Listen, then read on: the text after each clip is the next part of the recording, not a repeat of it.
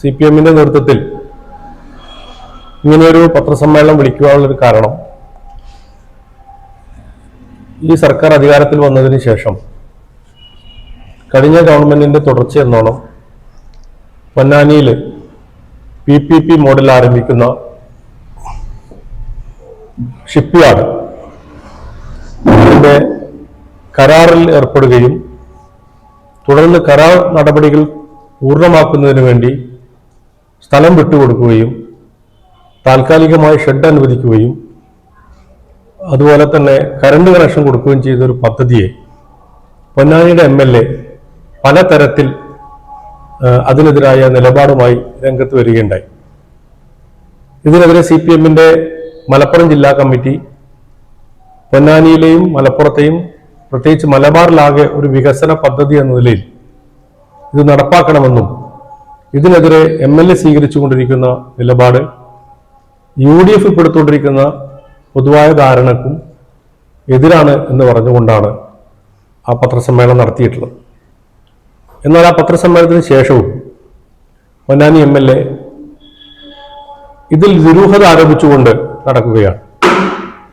യഥാർത്ഥത്തിൽ ഈ ഒരു പദ്ധതി UDF-ന്റെ ഭരണത്തിൽ വരുന്നതിന് മുമ്പ് തന്നെ PPP മോഡലിൽ കേരള സംസ്ഥാനത്തെ 3 പോർട്ട് പ്രദേശത്തെ സ്ഥലങ്ങൾ ഉപയോഗപ്പെടുത്തിക്കൊണ്ട് വ്യത്യസ്തങ്ങളായ പദ്ധതികൾ മാരിടൈം ബോർഡ് കൊണ്ടുവരുന്നില്ല.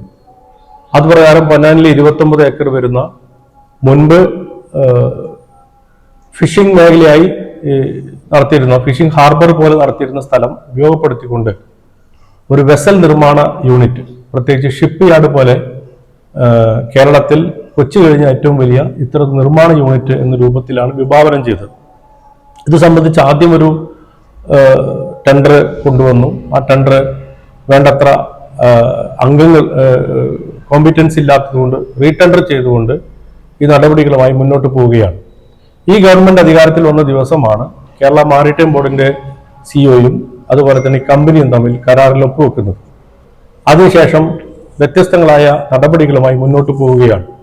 അതിന്റെ ഭാഗമായി ജൂൺ മാസം 9-ാം തീയതി സ്ഥലത്ത് താൽക്കാലിക ഷെഡ്, ഇതിന്റെ ഓഫീസ് നിർമ്മാണത്തിന് വേണ്ടി കണ്ടെയ്നർ ഷെഡ് നിർമ്മിക്കുവാനും വാട്ടർ കണക്ഷൻ കൊടുക്കുവാനും ഇലക്ട്രിസിറ്റി കൊടുക്കുവാനുള്ള അതുപോലെ തന്നെ CRZ ക്ലിയറിങ്ങും കാര്യങ്ങളൊക്കെ വ്യത്യസ്തമായ ഓർഡറുകളിലൂടെ ഗവൺമെന്റ് കൊടുത്തിട്ടുണ്ട്.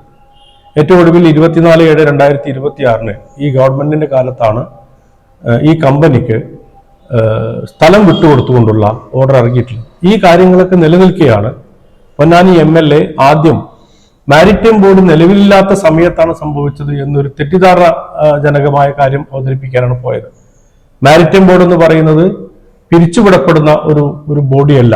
അതിൽ CEO ആയിട്ട് ഒരു ഗവൺമെന്റ് ഉദ്യോഗസ്ഥനും പോർട്ട് മന്ത്രി അതിന്റെ ചെയർമാനുമായി കൺവീനിങ് ബോഡിയാണ്. അതിലെ നോൺ ഒഫീഷ്യലായ അംഗങ്ങളെ മാത്രം തെരഞ്ഞെടുക്കുക. ഇങ്ങനെ തെറ്റിദ്ധരിപ്പിക്കുന്ന രീതിയിലേക്കാണ് ആദ്യം അദ്ദേഹം ഇതുമായി ബന്ധപ്പെട്ട് പോയിട്ടുള്ളത്.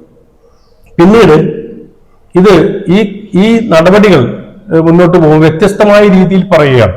ഞങ്ങൾക്ക് ചോദിക്കാനുള്ളത്, MLA ഈ കരാറിന് വിരുദ്ധമായി നിലപാട് സ്വീകരിക്കുന്ന MLA കരാർ റദ്ദാക്കാനാണോ ഉദ്ദേശിക്കുന്നത്? ധവളപത്രത്തിലും ബജറ്റിലും പ്രത്യേകമായി പരാമർശിച്ച ഒരു പദ്ധതിയെ പൊന്നാനി MLA പ്രോത്സാഹനം കൊടുക്കുന്നതിന് പകരം അതിനെതിരായ ഒരു സമീപനം സ്വീകരിക്കുന്നത് ദുരൂഹമാണ്. ആ ദുരൂഹമാവുന്നത് പൊന്നാനിയുടെ ഭാവി വികസനത്തിന് എതിരായി നിൽക്കുന്ന ഒരു രീതിയായി മാറേണ്ടതുണ്ട്. യഥാർത്ഥത്തിൽ ഇത് CPM-ന്റെ തലയിൽ വെച്ച്, മുൻ ഗവൺമെന്റ് തലയിൽ വെച്ചുകൊണ്ട് തന്റെ ദൗത്യത്തിൽ നിന്നും പിൻവാങ്ങാൻ വേണ്ടിയിട്ടുള്ള ഒരു ശ്രമമാണ് അദ്ദേഹം നടത്തിക്കൊണ്ടിരിക്കുന്നത്. അത് തെറ്റാണ് എന്നുണ്ടെങ്കിൽ ഈ കരാർ റദ്ദാക്കുവാൻ അദ്ദേഹം മുൻകൈയെടുക്കുമോ? അതല്ല, ഈ കരാറുമായി മുന്നോട്ട് പോവുകയും ധവളപത്രത്തിനും ബജറ്റിനും എതിരായിക്കൊണ്ട് സംസാരിക്കുന്ന MLA-യുടെ ഒരു ദ്വിമുഖമാണ് ഇവിടെ നടന്നുകൊണ്ടിരിക്കുന്നത്. അദ്ദേഹം പല സമയത്തും പല രീതിയിലുള്ള കാര്യങ്ങൾ വിളിച്ചു പറഞ്ഞുകൊണ്ടിരിക്കുകയാണ്. അതുകൊണ്ട് തന്നെ പൊന്നാനിയിലെ വികസനം ആഗ്രഹിക്കുന്ന മനുഷ്യർ മുഴുവനും ഈ പദ്ധതി ആഗ്രഹിക്കുന്നു. ഈ പദ്ധതിയുടെ ഭാഗമായി ഏതെങ്കിലും വിഭാഗത്തിന് പ്രയാസമുണ്ടെങ്കിൽ അത് പരിഹരിക്കേണ്ട ഉത്തരവാദിത്വം ഇപ്പോൾ അധികാരത്തിൽ നിൽക്കുന്ന ഗവൺമെന്റാണ്. അതിന് മുൻകൈ എടുക്കേണ്ടത് MLA-ആണ്. അതിനു പകരം ഈ പദ്ധതി ആകെ അവഹേളിച്ചുകൊണ്ട് ഒരു പുകമറ സൃഷ്ടിക്കാനാണ് ശ്രമിച്ചുകൊണ്ടിരിക്കുന്നത്. മാരിടൈം ബോർഡില്ല എന്ന് വിളിച്ചു പറഞ്ഞ MLA-ആണ് മാരിടൈം ബോർഡിന്റെ CEO-നെ കണ്ട് ഈ കാര്യങ്ങൾ എന്താണെന്ന് തിരക്കാൻ വേണ്ടി പോയിട്ടില്ല. അങ്ങനെ വിരുദ്ധമായ വിരോധാഭാസപരമായ നിലപാടുമായി MLA പോകുന്നത് പൊന്നാനി ഇതുവരെ കാണാത്ത വികസന വിരുദ്ധതയ്ക്ക് വഴിതെളിക്കും. അങ്ങനെ ഒരു സമീപനം ഈ കാലം അത്രയും ഇവിടെ ഉണ്ടായിട്ടില്ല. പൊതുവായ വികസനത്തിന് എല്ലാവരും കൈകോർക്കുന്ന സമീപനമാണ് പൊന്നാനിയുടെ ഇതുവരെയുള്ള ഒരു രാഷ്ട്രീയ ചരിത്രത്തിലുള്ളത്. അതുകൊണ്ട് അദ്ദേഹം ഈ തരത്തിലുള്ള നടപടികളുമായി പിൻവലിയണം എന്നാണ് ഞങ്ങൾക്ക് അഭ്യർത്ഥിക്കാനുള്ളത്. പേജുകൾ അപ്പൻഡിക്സുമുള്ള ബൃഹത്തായ ഒരു കരാർ ഒപ്പുവെച്ച ഗവൺമെന്റ് ആണ്. അതിന്റെ ഭാഗമായി നിൽക്കുന്ന ഭരണപക്ഷ MLA ആണ് ഇതിന് നിഷേധിച്ചുകൊണ്ടിരിക്കുന്നത്. കരാറൊന്ന് പഠിച്ചു നോക്ക്. കണ്ടെത്തിട്ട് അതെ MLA എന്താ ഉദ്ദേശിക്കുന്നത്? ഇത്ര സ്ഥലം വേണ്ട, ഇത്ര സ്ഥലം വേണമെന്ന് തീരുമാനിച്ചത് ഈ കരാറിൽ പങ്കാളിയ ഗവൺമെന്റ് ആണ്. പിന്നെ ഈ കമ്പനി വേണ്ട, ഈ കമ്പനി വേണമെന്ന് തീരുമാനിച്ചത് ഗവൺമെന്റ് ആണ്. പിന്നെ ഏതാണ് എന്താണ് MLA പറയുന്നതിന്റെ മലയാളം?